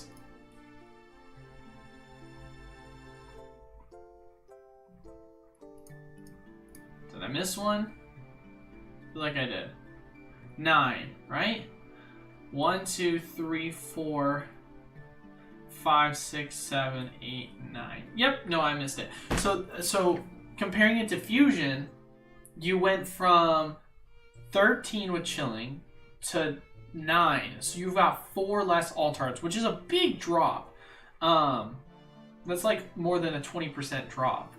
That's like a 30% drop in alt arts, if I'm correct, when you think about it in that regard. So the difference between comparing the two is one has more alt arts than the other, but then with that, you've got 3 strong characters. So the total value of the top ones is greater, but is that total value of the top able to equal the fact that of those, there's 4 less alt arts, and then looking at the most desirable of the alt arts compared to the least desirable, you look at a Greedent, which is $12, and you look at a Sandaconda, which is $7. That's literally like extremely cheap, especially when comparing it to the bottom floor of Chilling Reign, which the worst two, if I'm correct, are the Tornadus, and it is also as well the Blissey, if I'm correct, are the worst two. No, it's the Calyrex Rider and the Tornadus, which is 26. So their least expensive one is what, $7 compared to $26. It's about a 3x price difference, 3.5x price difference. So, oh no, here's one that's $20. So, yeah, roughly around a 3x price difference. So you got to take that into consideration. So it makes sense to me. But then, of course, you go and you look at Evolving Skies, right? How many alt arts are in Evolving Skies? Let's go to cards, and we're going to look at the most expensive. 1, 2, 3, 4, 5, 6, 7, 8, 9, 10, 11, 12, 13, 14, 15, 16, 17... I mean, that's an insane amount of alt arts, right? It's 4, 8, 12, 6, 12, 13, 14, 15, 16, 17. Yeah, like that's insane, guys. That is an insane amount. So I feel like it's interesting to me, and maybe I might be off on this, but I would say that there probably is... I mean, I don't know, man. I don't know. It's all over the place in terms of alt arts. That's all I'll say, I guess. Most booster box I own is Chilling Reign. About 15 of them I'm in. Great average price, under $80. Love to see that, John Doe. That's an incredible price to be in at. Chilling Reign, underrated. I definitely would say long term. Yeah, I'd agree with that. I like the Galar versions. That's probably why I love it so much. Not a huge Calyrex fan, but all other cards are super dope. Plus you have the Snorlax. Yeah, no, it's a great set.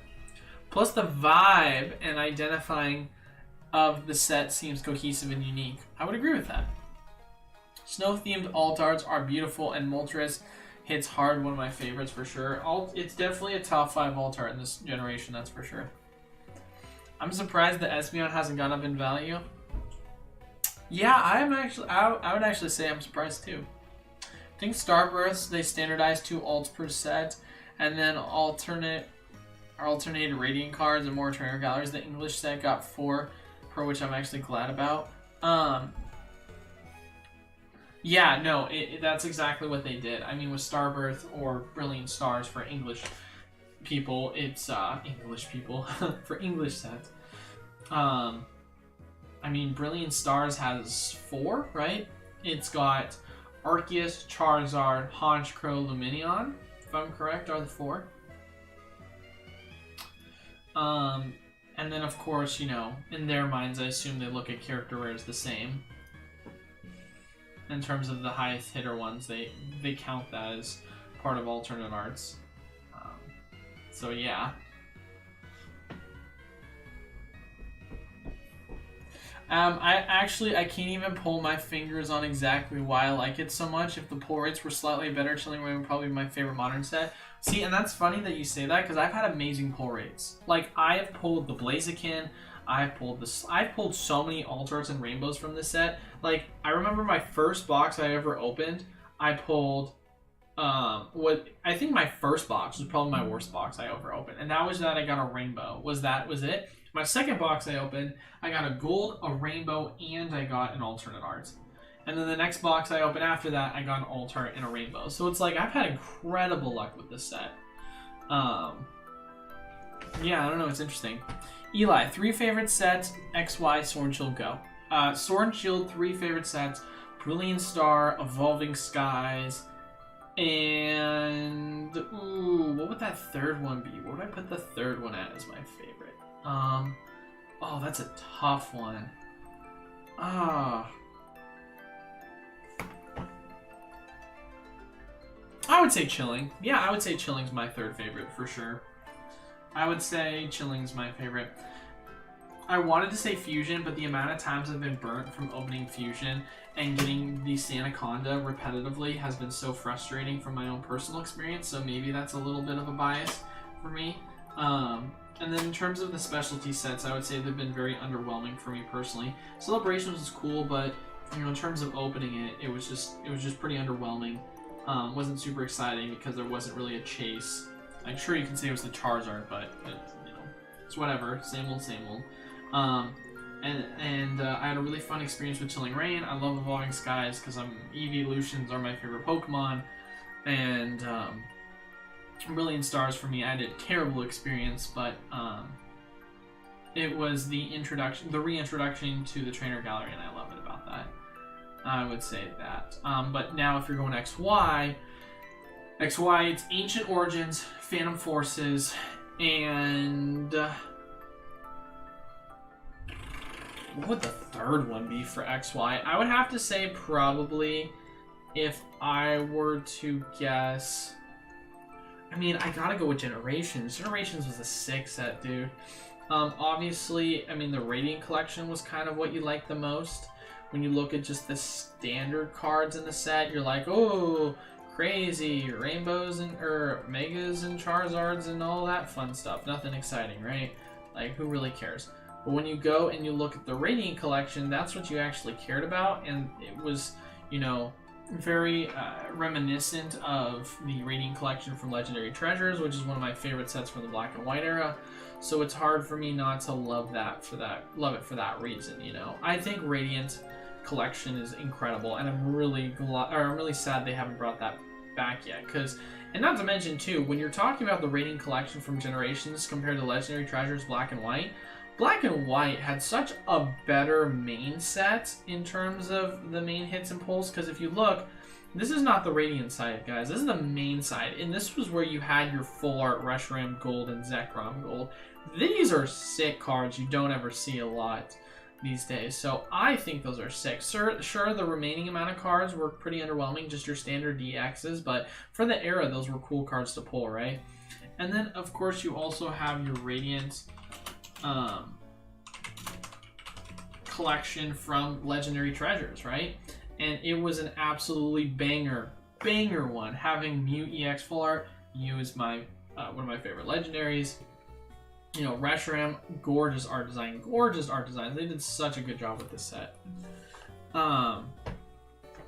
Sorry if you've answered, but how do you think Charizard UPC will perform mid to long term? Like over 2 years, definitely seems super available.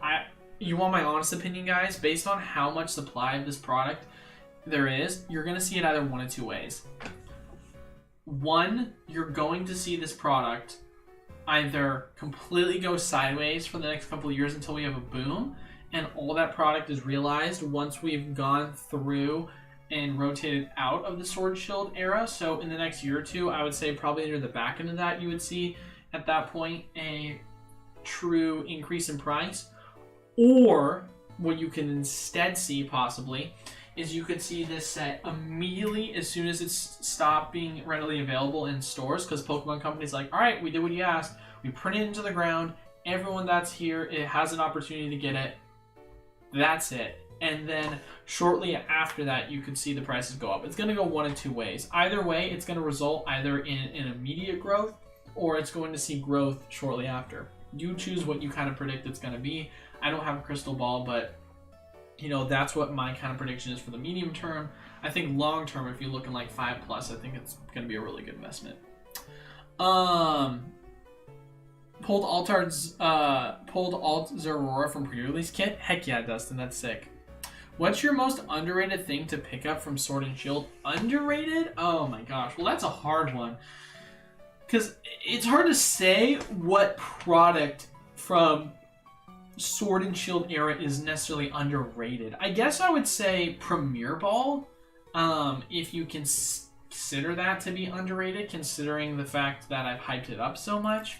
So it's really hard to say. Like, when I think of Sword and Shield era product, I put such an emphasis on opportunity on the channel, and so when I talk about product being underrated, when we talk about product being underrated, I feel like I kind of touch that a lot. So here, let me ask you this question. I've got two questions to ask you. One, when you ask the best item to pick up underrated, is that from an investment perspective or from just a general opening or collecting perspective? And two, when you say underrated, is that underrated from just the general public, or is that something that I have not touched on? That's what I will say with that. Poke Department podcast. I will hopefully be having a podcast here soon. I know I've been talking about doing that in the near future. We'll have weekly guests or potentially have Nostalgianomics on weekly. Obviously, I've been out of town right now, so we're going to hopefully see some more things to come with that. I meant like top 3 from 2016 till now. Haha, but even better. Oh, I see. So because I gave you okay. Ooh, well, I mean from then till now. Oh, well, Hidden Fate, Evolving Skies, and Cosmic. Easy 3 for you right there. Telling Ray's a great alt set, Evolving Skies, if you actually want to open packs at a reasonable price. Yeah, no, 100% agree. Generations seems so fun. It is fun. I love Generations. Other than Charizard alt art, why do you think Brilliant Star is climbing so much? Only like 3 cards are above $40. I think one problem a lot of people don't realize is when you look at sets, everyone wants to say because cards are worth X, therefore the set should be performing as well as the card value, but it's actually not true because scarcity plays a huge factor with that.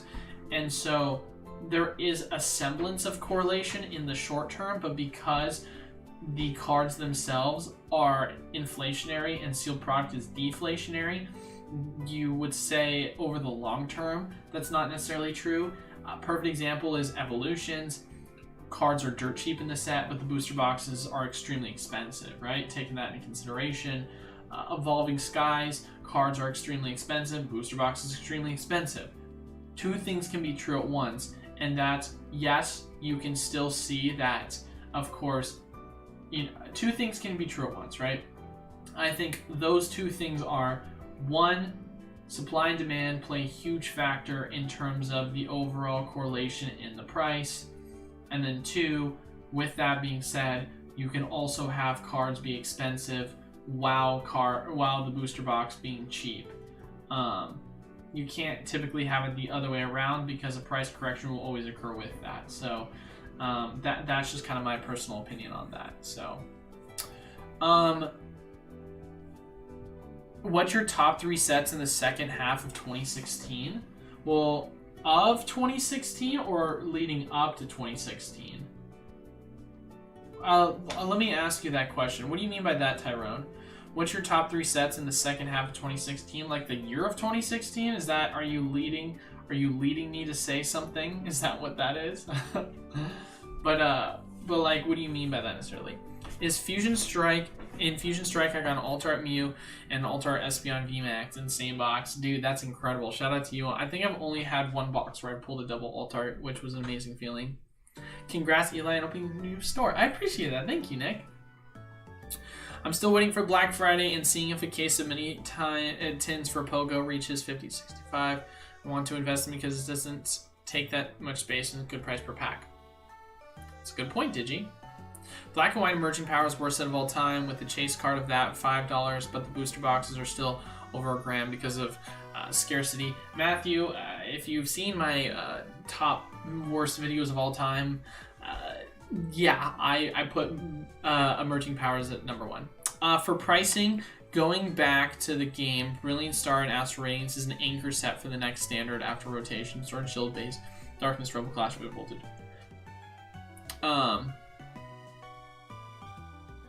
What do you mean it's an anchor set for the next standard after rotation? Are you saying over the fact of the matter that when you're looking at it from a competitive perspective? Because I don't know if I'd necessarily say that's what Brilliant is. I guess July to December 2016.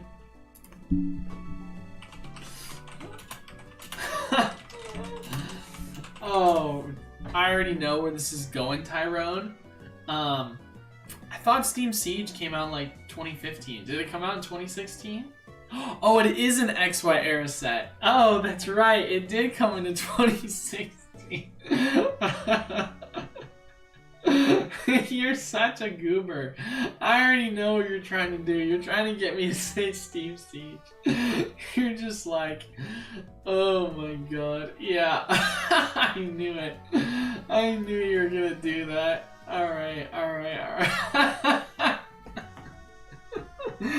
You're just like, alright, from July, December, all the way to... Well, there's only 2 sets, so I can't give you my top 3. So I guess in order, top 2, I gotta give it to Evolutions as number 1 and Steam Siege is number 2. So gotta give it to you. That's kind of it. I guess number 3, I'll put a. Actually, you know what? Frick you. Number 1 is Evolutions. Number 2 is Evolutions. Number 3 is Evolutions. Evolutions makes it 3 times more than Steam. Get wrecked, punk. How's that feel? Oh my gosh. Yeah, right.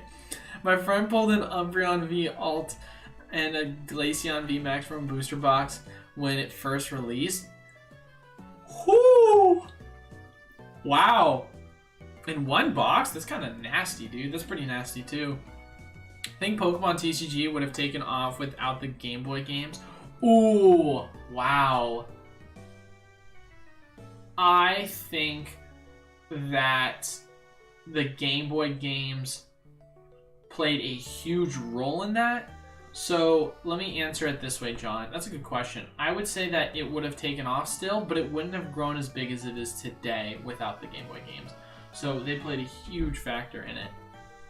It made a massive impact for sure. I agree with that, Narwhal. Brilliant Star, Arceus V, V-Star is an engine itself. Barbaro replaces Shady Dealings, Inteleon Line. Lumineon V is going to use more. Good point. Lumineon V will definitely use more. That's why they're throwing in the trainer toolkits. They're very aware of that. And then obviously we've seen a lot of Arceus cards be used more relevantly. Yeah, I guess you got a good point with that, man. I guess I always thought of Astral because Astral has so many good competitive cards. So I would have never assumed Brilliant on the same level, but that's also because you're looking at it from the perspective of a lot of the more expensive cards, like the bigger like chaser cards, and I was looking at it from like the trainers and such, you know. But yeah, no, I didn't take that into consideration because when you look at Brilliant Star, right, and we go to Brilliant Star as a set and we say, all right, let's take a look at just the general like supporter cards, or let's take a look at just the general. Let's not do supporter cards. Let's look at uncommons, right? If we go to uncommons, you have not a ton of really high expensive cards. Sure, you know, Choice Bell, Ultra Ball, Turbo Energies, like these are cards that are still used, but like they're not like extremely used a ton. I think Double Turbo's used a decent amount if I'm correct, but for me personally, I never see Choice Belt used. And Ultra Ball, for a while there, it was used extremely a lot, but I don't see it used as much anymore. But when I go to Astral Radiance, right, and I take a look at the uncommons list for that, I see Tracking Shoes used so much within the set. I see, obviously, from the rares, holo rares, I see Irida used a ton as well. So, yeah, it's definitely hard in that regard for me to disconnect the two. But yeah, you're 100% valid in that. One thing I will say though, ladies and gentlemen, so we currently are about 5 minutes from wrapping things up because we will have hit the 2-hour mark. But of course as well, if you have any more questions, now would be the time to ask them. As we're wrapping up, I might as well just say thank you guys once again all so much for stopping by, and then I'll do the outro in a second here. But just last 5 minutes, any sort of questions that anyone has, please feel free to post them down now before we head out. What the frick? Arceus boxes will be interesting to track. They're drying up now. The Pokemon Center just went out of stock. Exactly where my mind is with that, John. Now that they're finally going out of stock, I would love to see that be a real possibility of the value of them starting to climb. And I could say that within the next, year or two, I feel pretty confident saying they're going to double in price. Might sound crazy, but I don't think it is. I don't think it is crazy.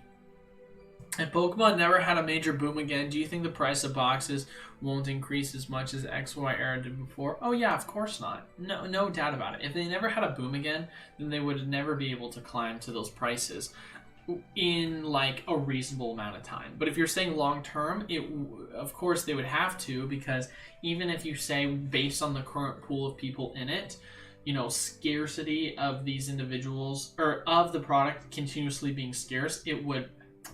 Okay, I'm going to rephrase my sentence.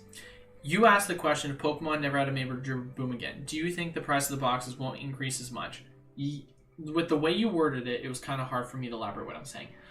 Yes, they wouldn't increase as much in terms of how quickly they would achieve these current prices. However, they would still eventually over time hit those prices because the booster boxes are still deflationary, if that makes sense. So because of that, if you say the market is how the market is right now, based on that deflationary value of the product being opened, prices will continue to rise. However, if we never had a major boom and we never had an explosive period, it would take longer for that to happen based off the current market situation.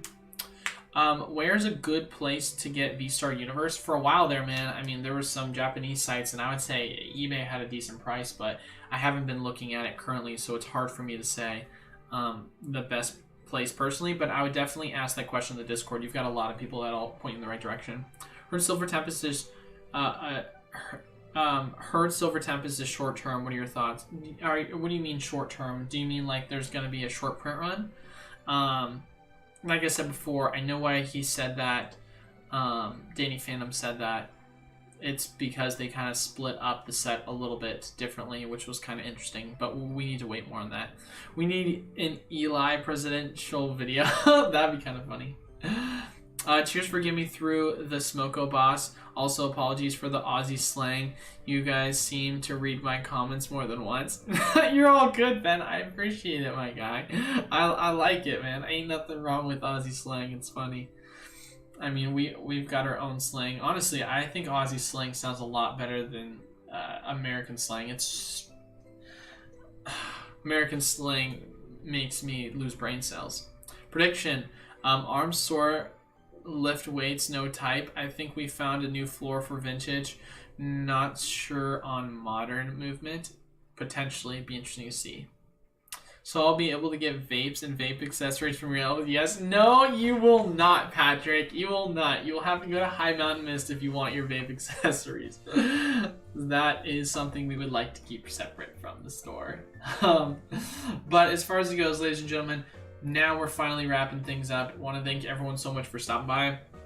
As always, you want to buy singles from us, check us out at e4cars.com. That's how you access our store LGS website if you want to buy singles. If you want to buy just any sort of specialty product from the channel Pokemon USA, of course, check us out at PokemartUSA.com. We have our mystery packs available. Better odds than the last packs before, and we weigh them in your guys' favor. So awesome increase in terms of what we're able to offer to you guys. If you want to stay up to date on all things Pokemon USA, make sure you leave a like, comment down below, of course, and subscribe to the YouTube channel to enter into our weekly giveaways, and then stay up to date on things. Like I said before, subscribe and make sure that you join the Discord, as we do drop a lot of updates in terms of when reprints happen, as well as when there are other good product opportunities to invest in. But that is all for today's video. Hope you guys all have a wonderful